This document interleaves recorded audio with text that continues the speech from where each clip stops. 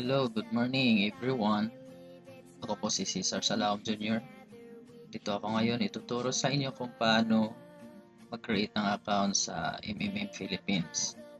Okay, so ito po yung Facebook page ko. Okay, so to start, click mo tong link. So bawat member dito ay may sarili tayong link na i-share natin sa mga kaibigan natin para mag-register sila. Okay, so click natin yan. After that, so ito yung lalabas na website. Okay, so ito yung link. And then, click natin yung registration button. Okay. So, for this demo purpose, name ng join ko. Kasi, mag-join din ito.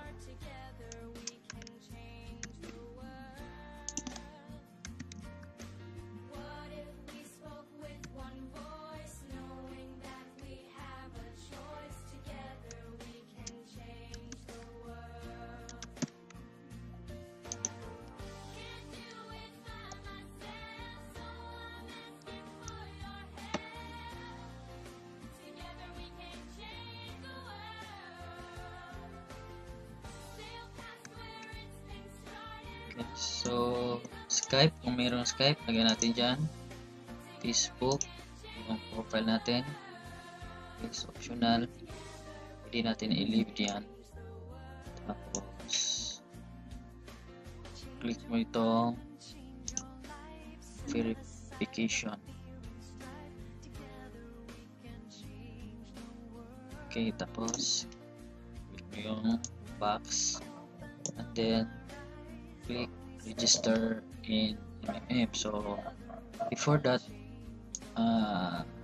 double check natin yung email ad, baka magkapalit. Kasi kung magkapalit tayo dito, hindi natin matanggap yung confirmation link na ipadala ng system.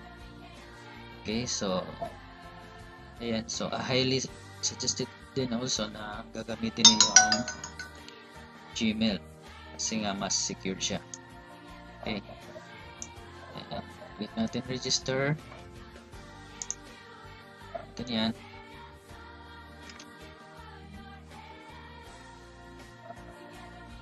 Tapos ayan. So once makita mo yung success, of course, yung first step is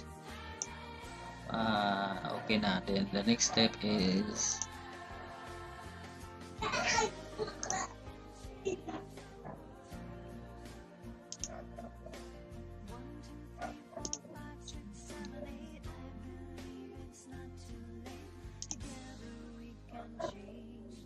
ito yung confirmation link na pinadala galing sa MMM system.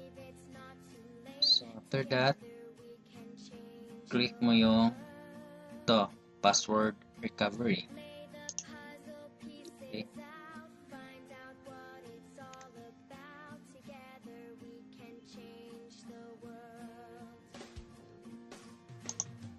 Okay, so ito, kakreate tayo ng password. Okay.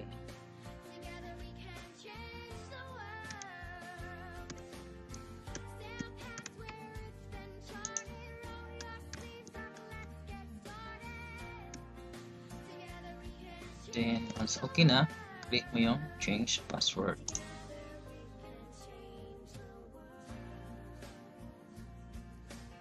Okay.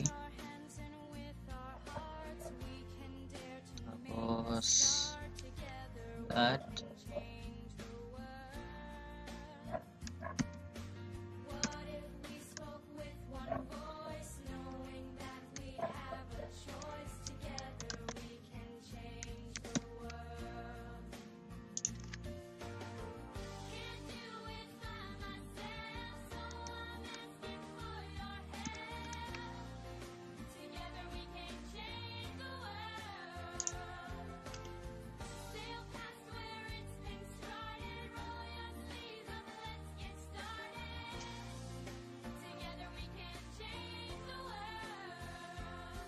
So ito yung back office ng MMM. So ito ito makita nyo, mayroong weekly news. So, mostly makikita nyo ito every week. So, ito yung founder natin, si Sergey Mavrudi. Okay, so every week, may weekly news siya. So, close lang muna natin yan. Okay. Tapos, click natin yung dashboard para makita yung ano yung mukha niya. Okay. So, ito yan. So, next procedure, loading siya. Tignan natin. Okay. So, punta muna tayo dito sa my page.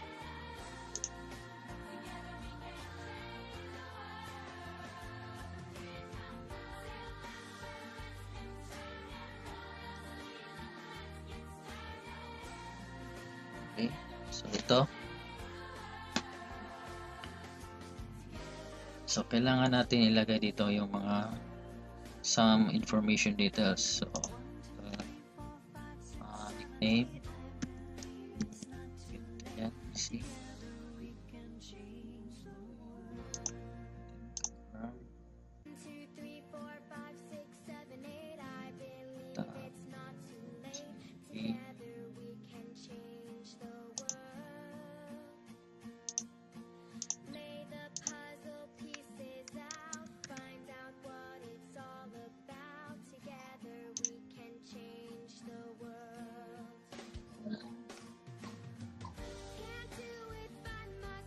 Pwede natin skip lang muna yan.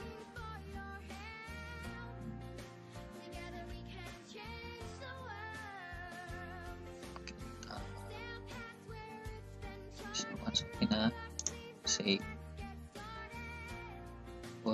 nickname is already exists. GC boy.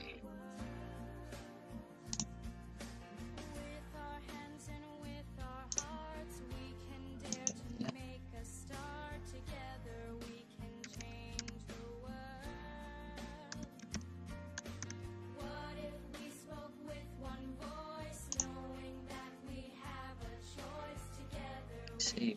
Dito, check natin yung time zone natin.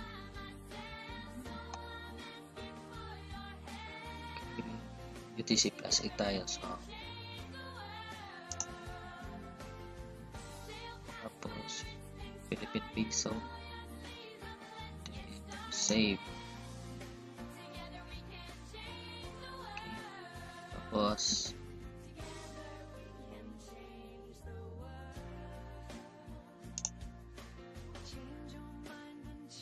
kita dito, ito yan, ito yung referrer. Okay, so kung gusto yung kunin yung link, ito yan, ito yung my referral link. So, ayan. So, yung purpose natin yun sa nickname, so, mga around few minutes, instead na email add to, papalitan dito na kung anong ilagay natin ito. So, ito yun. So, GC clip ka na yan. Ilagay ito, hindi na yun. Okay, so after that, okay na to. And then the next is to accounts. Ito pinaka-importante ito. Okay. Yan. So, ilagay natin yung Bitcoin wallet address natin. Kasi nga, kung hindi natin lagyan dito ng Bitcoin wallet address, halimbawa, nag-GitHub tayo, so walang wallet address, so mag-conflict yan, hindi ka makatanggap na amount kasi nga hindi mo ito na nalagyan or hindi mo ito na-edit. Okay, so click natin yung add. Okay, account name, hindi natin lagyan ng pangalan.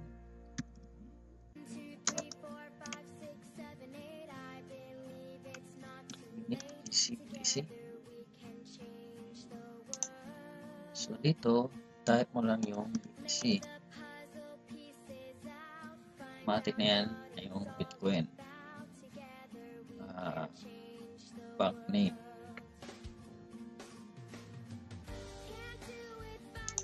Account number. Yung account number is yung Bitcoin wallet address natin. So, this purpose, coins.ph yung ginagamit ko for demo. Okay, so pwede rin yung blockchain. Sa blockchain, pwede kayong gumawa ng account doon. Free lang yun. Tapos ito, pinopromote ko din yung coins.ph kasi for the convenient purpose. Halimbawa may Bitcoin ka, kung gusto mong in-cash, madali lang siya.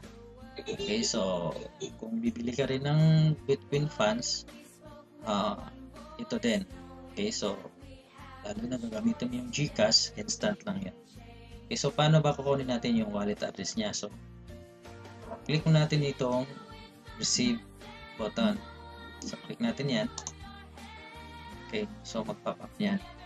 So take note, mayroong dalawang Bitcoin wallet. May Bitcoin wallet at saka Peso wallet. So ang pipili natin is Bitcoin wallet. So ito yung Bitcoin wallet address niya. So natin to. Tapos is natin ito. And then pangalan.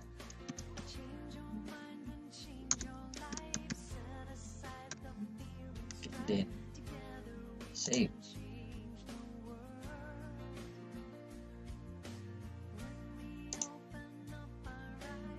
Yan, ayos na. Okay, so balik tayo sa dashboard. So ayan, dali lang mag-create ng account. Okay, so ang next step natin is mag-provide ka ng help. Okay, so next video ko is ituturo ko paano mag-provide ng help. Okay, so ayan po, madali lang. Then watch for my next video.